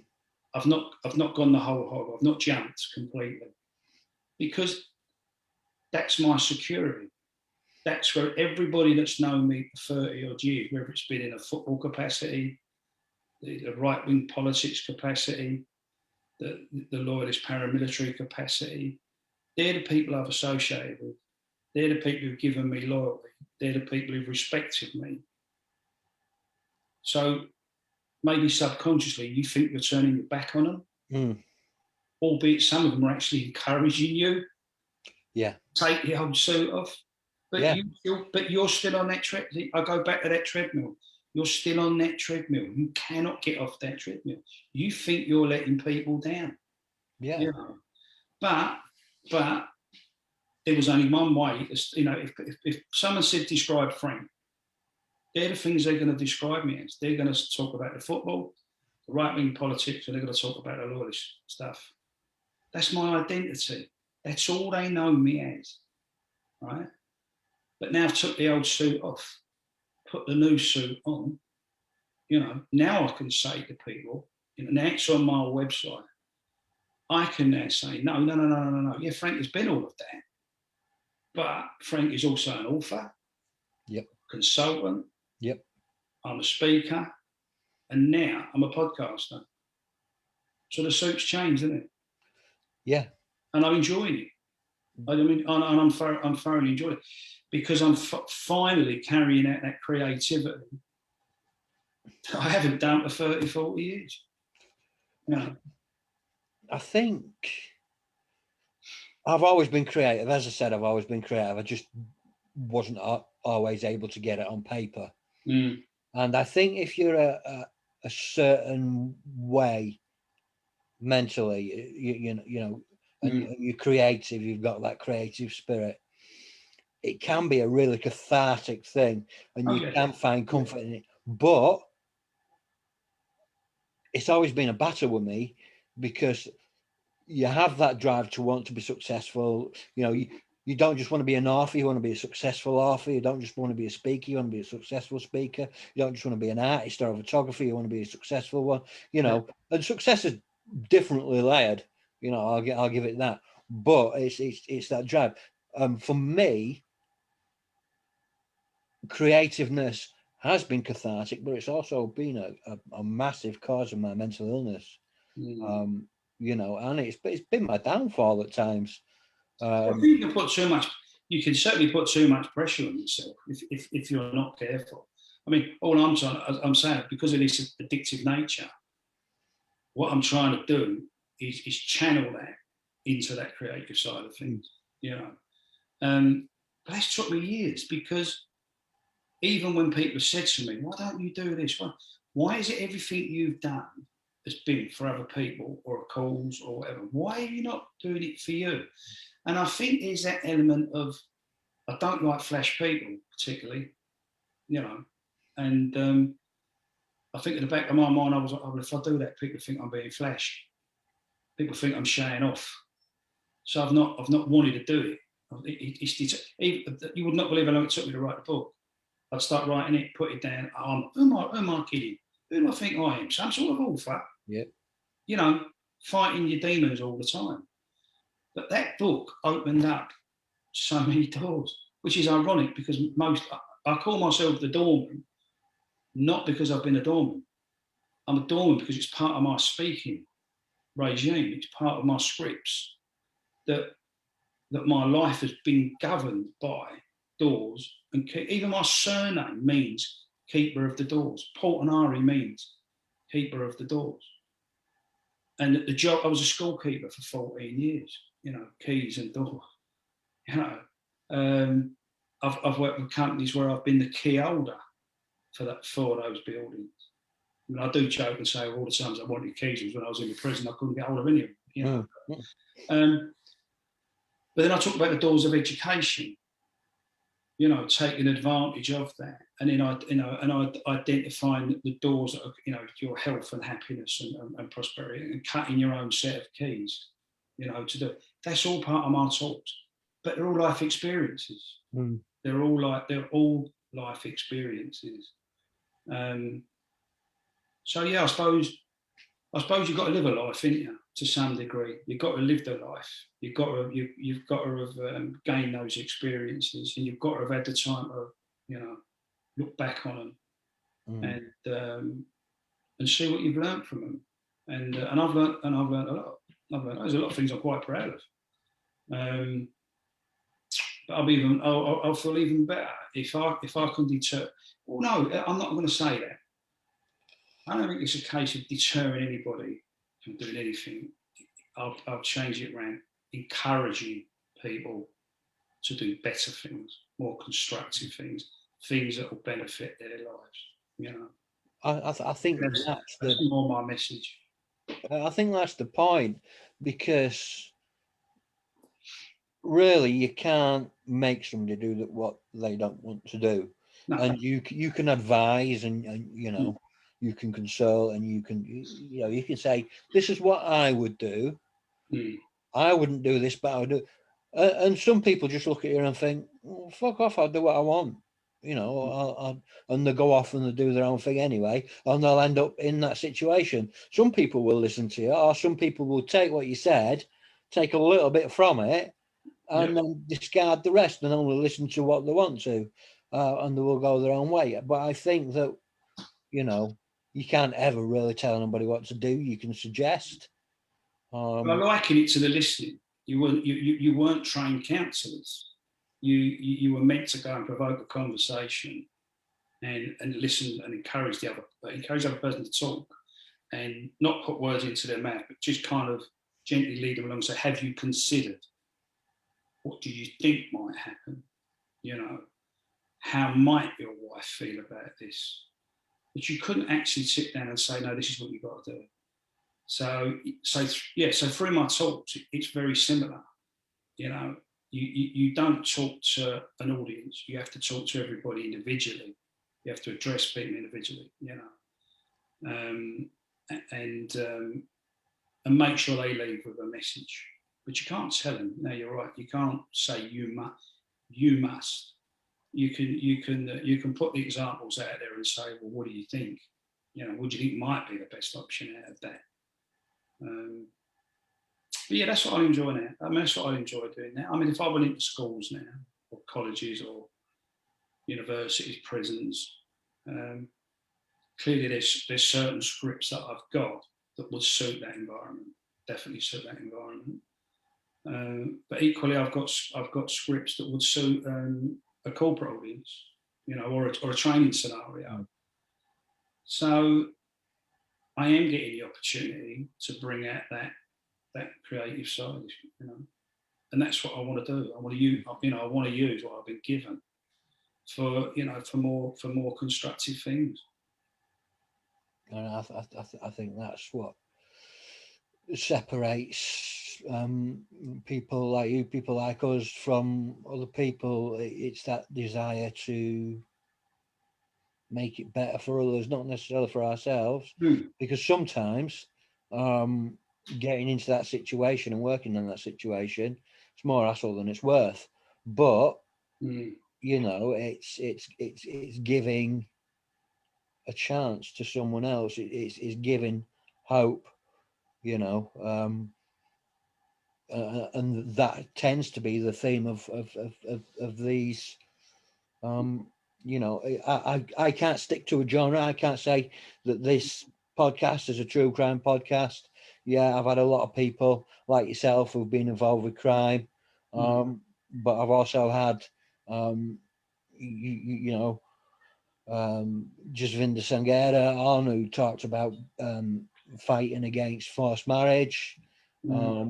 I've had ex-policemen on, ex-undercover policemen, talking about the Masonic influences. I've had Peter Blexler. So, you know, it's lots of different people. But the thing about it is that everybody's had, no matter what they're talking about, is hope.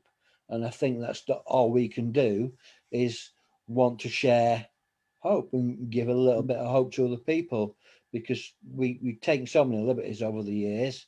And there was a point in our, you know, in my life, certainly, and I'm sure probably in your life, when you felt hopeless.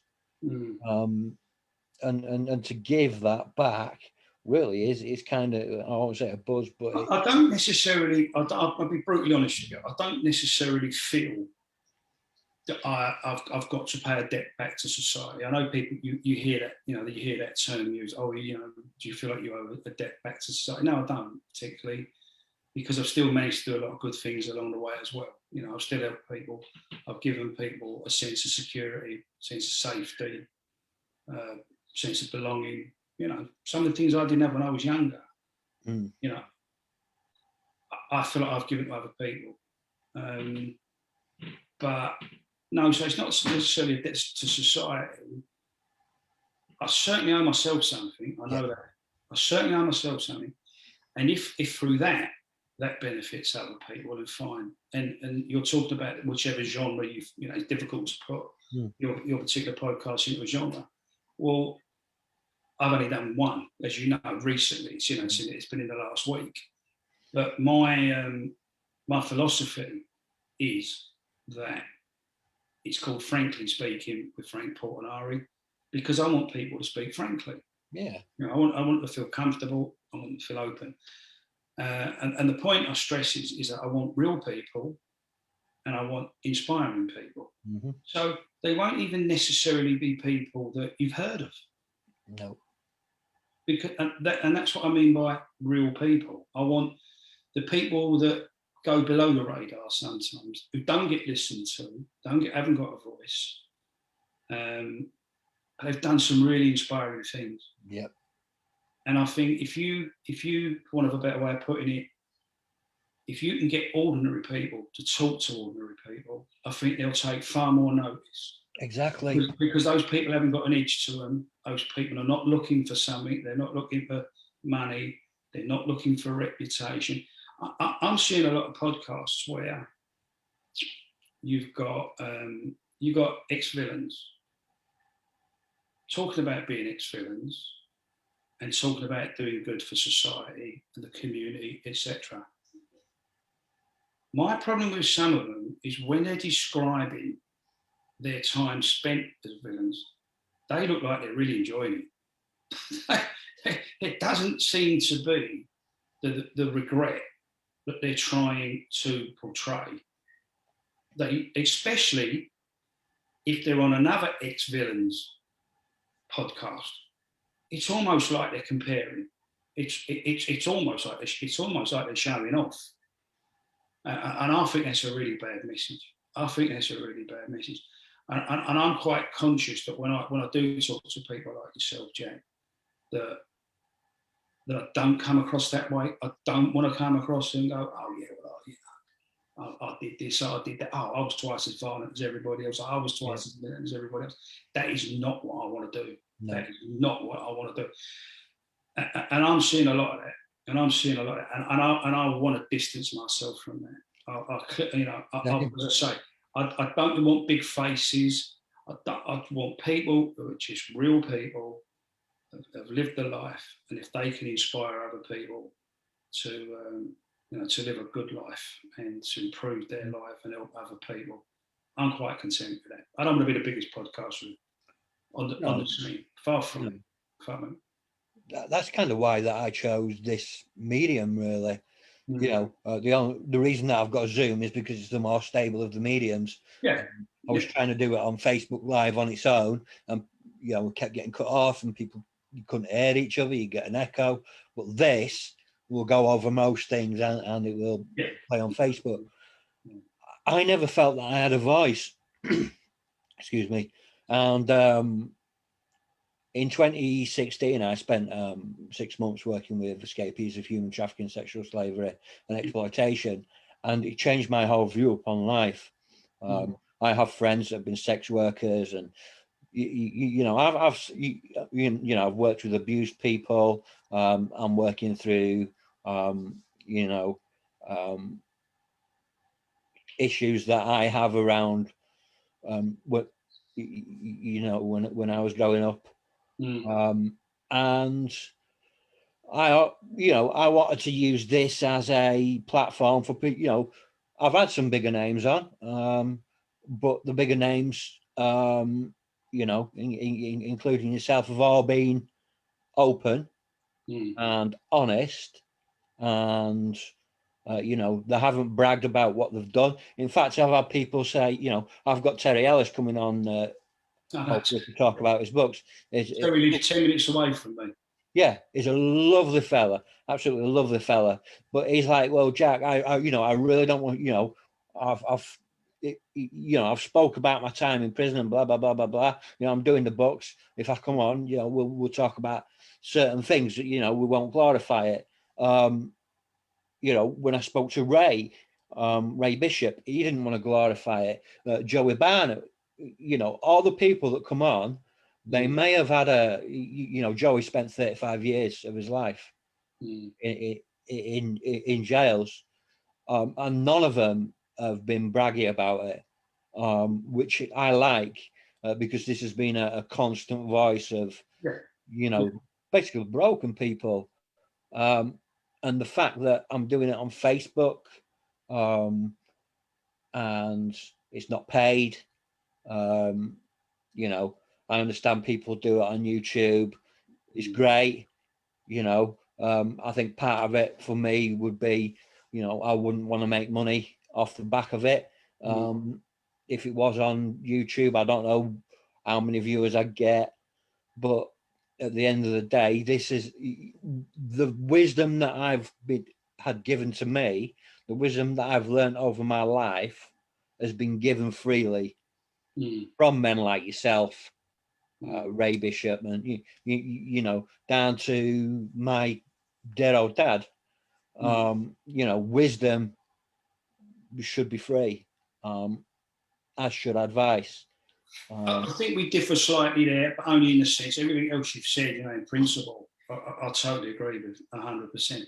The only thing where I'll slightly differ, and I want to be honest with people, people are going to remember what I say. I am slightly different in the sense that I do want to earn some money, and there's a clear reason for that. That's not to give me foreign holidays. That's not to give me flash cars, or sharp suits.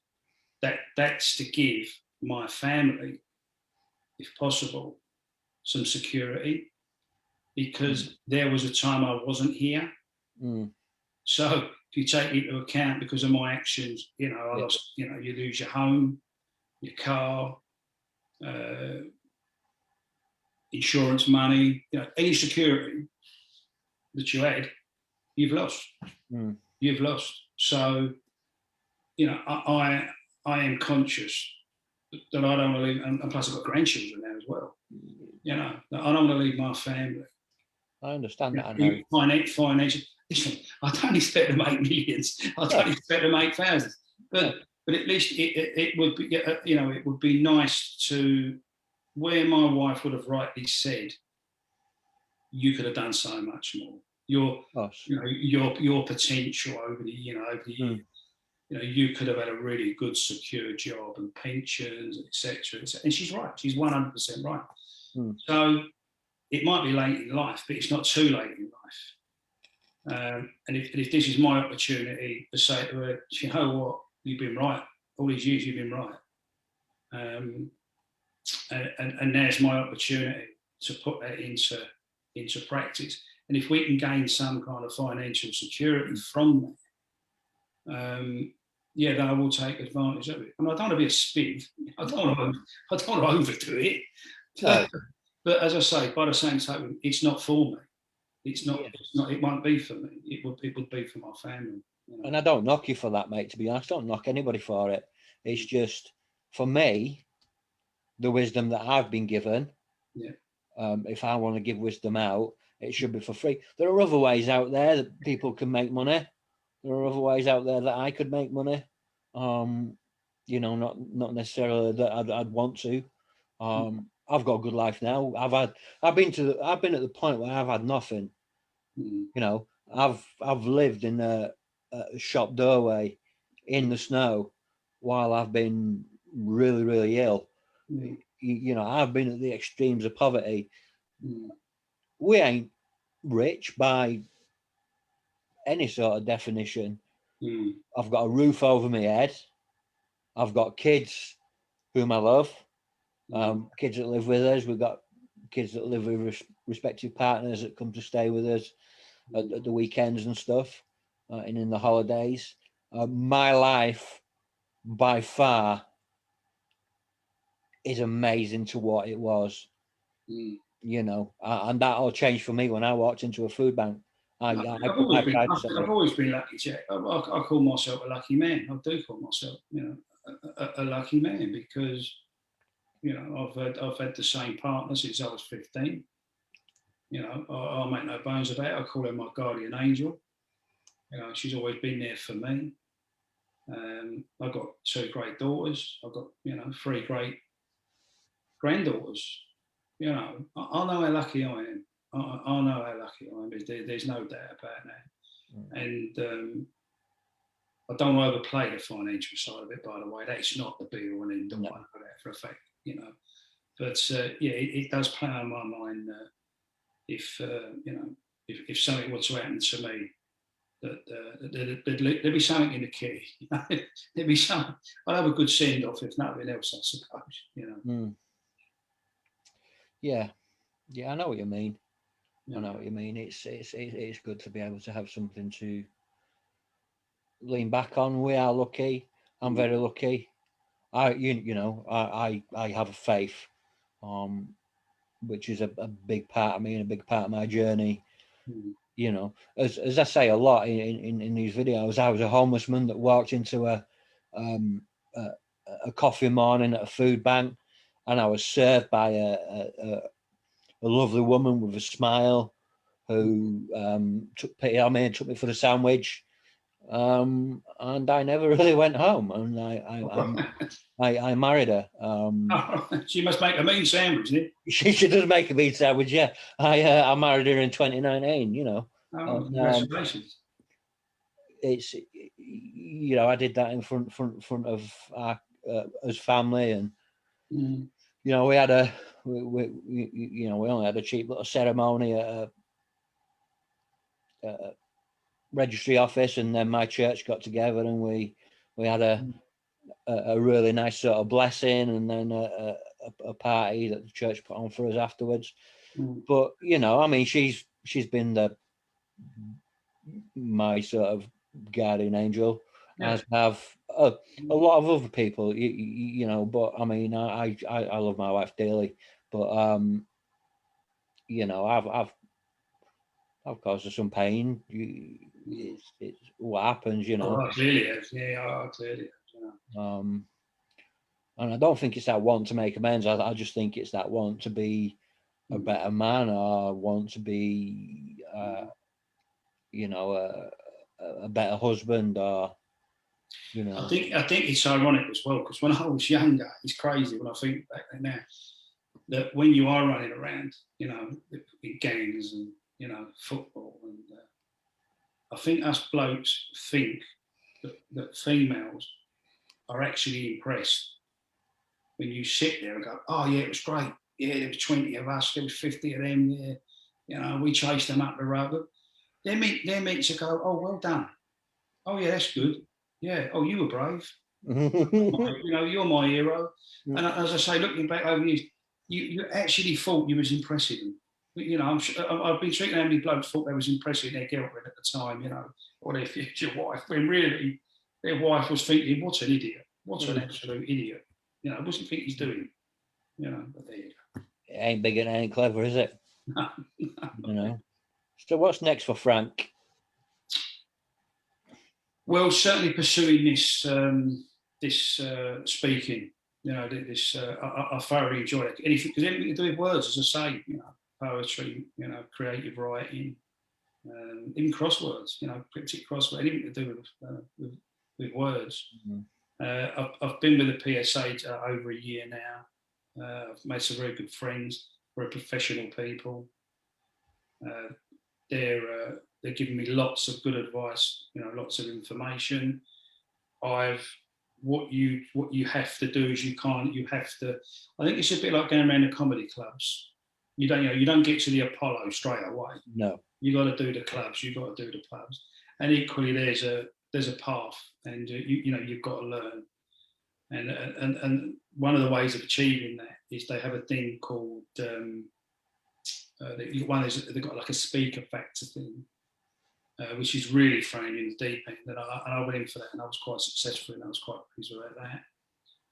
And you can also, where you can do shorter talks, what they call showcase talks, to the various. There's 13 regions, so you apply to speak at those regions. But of course, now I prefer to be on stage personally, but now it's all virtual, and I struggle with that a little bit, to be honest. Like sitting there talking to an inanimate object wasn't really my thing. I wanted to engage with people. I wanted to see their body language and interact with them. But that's the way it is at the moment. That's what you've got to learn to cope with. So I've done a few of these talks. They've been well received. I've got some more books to do, and it's basically doing your apprenticeship. It's learning the ropes. Yeah, I've gained a lot of confidence from it. Not that I was not particularly, somebody wasn't confident, but it's a new world, isn't it? It's a new world. You know, I can walk into a pub, I can walk into a club and feel comfortable. I can ingratiate myself quite quickly into that company. But going amongst professional people that, you know, own their own companies and are experienced speakers, was a completely different world for me. But I feel comfortable now. So they're very helpful people, and I'm learning a lot, and I'm determined to pursue that. You know, that's my new extreme. That's something I want to prove that I can do. The podcast side of it helps with that as well. Yeah. Albeit I'm on the other side of the mic, if you like. But it's still engaging with people. It's still knowing how to talk to people, how to respond to people, listen to people. So yeah, I'm using that as a kind of a bit of training as well, and getting used to talking to people. I'm gonna finish the book. I've started the second book. That's probably about halfway through, and then that will show the transition. Yeah. You know, to where I am now. And it's probably just as well that I didn't finish that book too soon, because it wouldn't have included this part. The new suit wouldn't have been put on, if you like. I'd have still been wearing the old one. Whereas I want the book to finish with me wearing the new suit, for want of a better way. In fact, that might be part of the title. That even could be part of the title. So that's it really. I want to finish the book. I want to carry on with the speaking side of things, and I want to enjoy the podcast side of it as well, and meeting people. I genuinely want to meet real people. Yeah. I genuinely want to meet people that might inspire me. And if anybody that watches the podcast is inspired at the end of it, then, job done as far as I'm concerned. That's all we can hope for, really, isn't it? Mm. Yeah. Well, thanks for coming on, Frank. I appreciate the invitation. I do, really do. Yeah, what I'm going to do is I'll wind up and then I'll take it off live and we'll just have a quick debrief, mate, if that's all right. Okay, yeah. Yeah, because I like to do that and make sure. Thanks, guys, for tuning in. As always, it's been brilliant. We've had some great comments. I will go through them in a little while and answer some of the questions. And I'm sure Frank will have a look as well. It's been shared to his page as well as my page.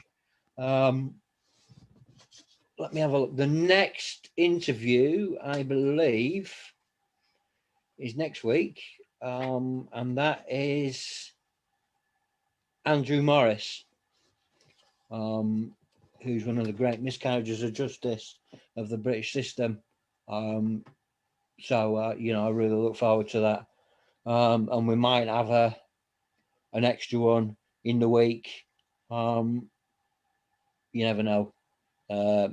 So, yeah, thanks for tuning in. And I shall see you again soon. Cheers, guys.